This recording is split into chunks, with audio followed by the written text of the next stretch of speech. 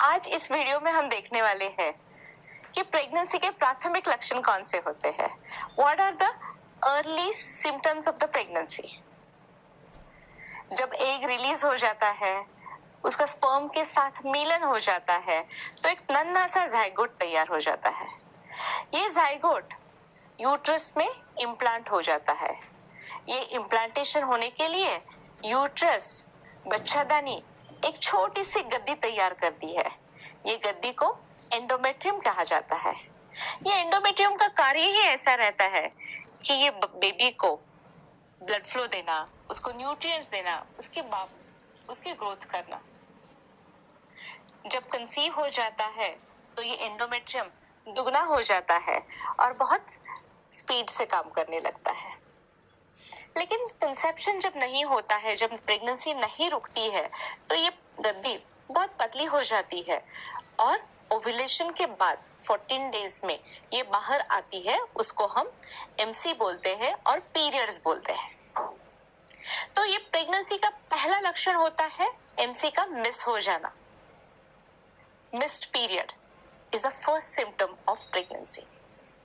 लेकिन कई पेशेंट्स में ये एमसी मिस नहीं होती और एक्सपेक्टेड डेट ऑफ एमसी के टाइम हल्का सा फ्लो होता है और ये फ्लो 3 महीने तक लगातार साइक्लिकल होता रहता है।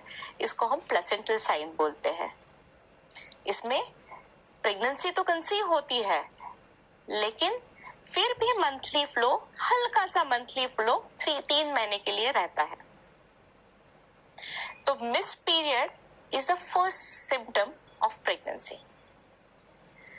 दूसरा इंपॉर्टेंट सिम्टम्स रहता है नौशिया, वॉमिटिंग, जी मचलाना, थोड़ी सी हल्कानी, गिड्डीनेस।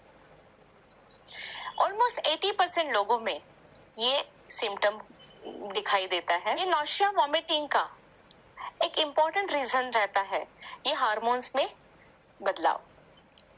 बेबी को सपोर्ट करने के लिए शरीर में बीटा एससीजी हार्मोन बढ़ जाता है। ये बीटा एससीजी हार्मोन की मात्रा जो अचानक से बढ़ जाती है, यही रिस्पॉन्सिबल रहती है नौशिया और वॉमिटिंग के लिए। उसके साथ एस्ट्रोजन का बढ़ जाना, इसके साथ इम्यूनिटी थोड़ी अल्टर हो जाती है। ये भी बहुत इंपॉर्टेंट रीजन रहते हैं नौशिया, वॉमिटिंग, जी मचलना, हल्कानी, इसके लिए। और एक सिम्टम रहता है शरीर का तापमान बढ़ जाना, फीवरिश सेंसेशन होना। ये फीवरिश सेंसेशन अक्सर हम कोइंसिडेंस रिलेट करते हैं फ्लू से, फीवर से। फ्लू लाइक सिम्टम्स होना शुरू हुआ जब से प्रेगनेंसी है, तब से मेरी बीवी को बुखार ही आ गया है, तो बुखार की ट्रीटमेंट दे दो। ऐसे बहुत सारे पेशेंट का मानना रहता है। लेकिन प्रेगनेंसी में ये जो बुखार जैसा फीलिंग रहता है, टेम्परेचर इंक्रीज रहता है, इसका महत्वपूर्ण रीजन रहता है प्रोजेस्टेरॉन की मात्रा में बढ़ोतरी होना। Progesterone is a hormone which supports the pregnancy. Pregnancy की सपोर्ट करने के लिए, ग्रोथ करने के लिए प्रोजेस्टेरॉन इम्पॉर्टेंट हार्मोन माना जाता है। और ये progesterone is a thermogenic hormone. उससे थोड़ा सा टेम्परेचर बढ़ जाता है, इसीलिए प्रेगनेंसी के दौरान हमें थोड़ा सा हमारी बॉडी का टेम्परेचर थोड़ा सा बढ़ जाता है। लेकिन इसके साथ कुछ खांसी और सर्दी और यूरिन में कुछ दिक्कतें होती है, तो ये इन्फेक्शन के लक्षण माने जाते हैं। और एक इम्पॉर्टेंट सिम्टम्स रहता है कॉन्स्टिपेशन, कब्ज। Because of nausea and vomiting हम थोड़ा सा कम खाना खाते हैं, पानी की मात्रा कम लेते हैं और प्रोजेस्टेरॉन की वजह से यूट्रस, इंटेस्टाइन की गति जो रहती है वो कम, धीमी हो जाती है। तो ये रीजंस रहते हैं कॉन्स्टिपेशन के या कब्ज के। और एक इम्पॉर्टेंट सिम्टम रहता है यूरिन की फ्रीक्वेंसी बढ़ जाना। अक्सर ये बढ़ी हुई यूरिन की फ्रीक्वेंसी को हम रिलेट करते हैं यूरिनरी ट्रैक्ट इन्फेक्शन को, लेकिन इसका सही रीजन है at around 8 to 10 weeks uterus बढ़ जाता है। ये यूट्रस ब्लैडर पे या जो यूरिन की बैग रहती है इसको प्रेस करता रहता है। ये कंटिन्यूअस प्रेशन के कारण यूरिन की बैग अच्छी तरह से फूलती नहीं है, भरती नहीं है और बार बार यूरिनेशन का सेंसेशन होता है।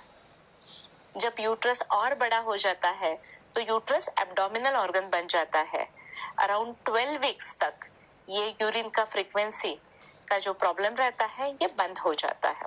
ये यूरिन फ्रीक्वेंसी के साथ जब पेन होता है यूरिनेशन में, फीवर होता है, बुखार होता है, तो ये यूटीआई का लक्षण समझा जाता है।